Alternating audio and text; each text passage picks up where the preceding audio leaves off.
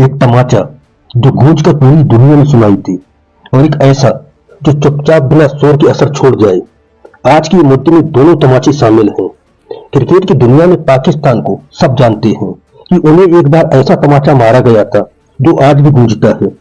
लेकिन क्या आपने कभी सोचा है कि बांग्लादेश जैसे देश को बिना बोले ऐसा तमाचा कैसे लगा, और ये तमाचा आईपीएल के मेगा ऑक्शन में किस तरह गूंजा? ये जानना बेहद दिलचस्प है। तो चलिए इस मुद्दे की तह तक चलते हैं। आईपीएल 2025 के मेगा ऑक्शन का दिन था। मंच तैयार था, कैमरे ऑन थे और देश भर के क्रिकेट फैंस टीवी स्क्रीन से चिपके हुए थे। माहौल ऐसा था कि अगर कोई सुई भी गिरती तो उसकी आवाज सुनाई दी जाती। तभी एक एंकर महोदय बोलते हैं, हमारे पास आज कुछ ऐसे खिलाड़ी हैं जो इतिहास रचने वाले हैं। फिर शुरू हुआ बोलियों का खेल। ऋषभ पंत ने आते ही बाजार में एक सनसनीखेज गर्माहट पैदा कर दी। उनकी 27 करोड़ की बोली लगी, जिसने आईपीएल हिस्ट्री का सबसे महंगा खिलाड़ी होने का कीर्तिमान अपने नाम दर्ज करवा लिया। दोस्तों, इस दौरान कुछ पड़ोसी मुल्क के 2% के लोगों ने कहा, इतना पैसा तो मैंने सपने में भी नहीं देखा। अब आप समझ तो गए ही होंगे कि मेरा इशारा किस तरफ है। आप समझदार हैं, इसलिए कमेंट में जरूर बताना। फिर इसके बाद श्रेयस अय्यर ने भी कोई कसर नहीं छोड़ी। बंदा पौने 27 करोड़ में बिका और उसने भी दूसरा सबसे महंगा खिलाड़ी होने का इतिहास रच दिया। लेकिन इस चकाचौंध के बीच एक कोना ऐसा भी था जहां सन्नाटा पसरा हुआ था। बांग्लादेशी खिलाड़ियों का नाम पुकारा गया और फिर छा गई पूरे हाल में खामोशी। मुस्तफिजुर रहमान साइलेंस, साकिब अल हसन साइलेंस, लिटन दास साइलेंस, और जैसे कोई भूतिया महफिल चल रही हो। अब इन तीन बंदरों के फैंस ने तुरंत सोशल मीडिया का सहारा लिया। ट्विटर, फेसबुक, इंस्टाग्राम, हर जगह एक ही सवाल गूंजा, आखिर क्यों मेरे मंगोले आकाओं को ऑप्शन में सोल्ड नहीं किया गया, क्यों नहीं खरीदा गया उन्हें? दोस्तों, अब आपके जहन में भी यही सवाल उठ रहा होगा कि आखिर ऐसा क्यों हुआ। तो दोस्तों, मैं आपको बता दूं कि इसका जवाब सिर्फ क्रिकेट से नहीं जुड़ा है। यहाँ वास्तविकता कुछ और ही है। ये कहानी जाती है बांग्लादेश के हालिया सामाजिक और राजनीतिक घटनाक्रमों के गलियारों तक, जहां अभी हाल ही में बांग्लादेश में हिंदुओं के प्रति हिंसक वारदातें घटित हुई थी, जिसकी वजह से पिछले कुछ समय में बांग्लादेश में माइनॉरिटी कम्युनिटी पर हो रहे अत्याचारों और धार्मिक हिंसा ने अंतर्राष्ट्रीय स्तर पर सुर्खियां बटोरी, जहां हर जगह से तीखी प्रतिक्रियाएं देखने को मिली। वहीं भारत में भी इन घटनाओं पर तीखी प्रतिक्रियाएं सामने आई। सोशल मीडिया पर लोगों का गुस्सा फूट पड़ा, यही सोचकर कि शायद आईपीएल फ्रेंचाइज ने भी वही किया जो उन्हें करना चाहिए था।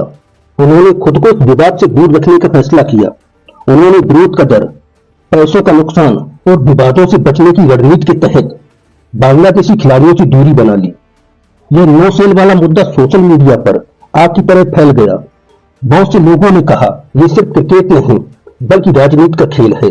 अगर वास्तविकता की गहराई में उतरा जाए तो बांग्लादेश की जानिब से यह फ्रेंचाइज द्वारा लिया गया फैसला बांग्लादेश क्रिकेट के लिए एक बहुत बड़ा झटका है।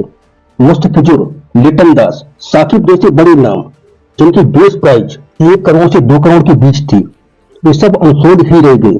सोचिए क्या हालत हुई होगी उन खिलाड़ियों की जो टीवी पर अपने नाम की बोली का इंतजार कर रहे थे। शायद मुस्तफिजुर ने अपने दोस्तों से कहा भी होगा, भाई मैंने तो बोली के लिए नया सूट भी खरीदा था। साकिब ने तो अपनी पत्नी को पहले से ही कह दिया होगा, इस बार तो मुंबई इंडियंस पक्का मुझे लेने वाली है। लेकिन जब नाम पुकारा गया और कोई हाथ नहीं उठा तो अपने चेहरों पर बनावटी मुस्कान लाने की कोशिश भी उनकी नाकाम रही होगी। बाद में उनके लिए यह कह देना कि क्या फर्क पड़ता है।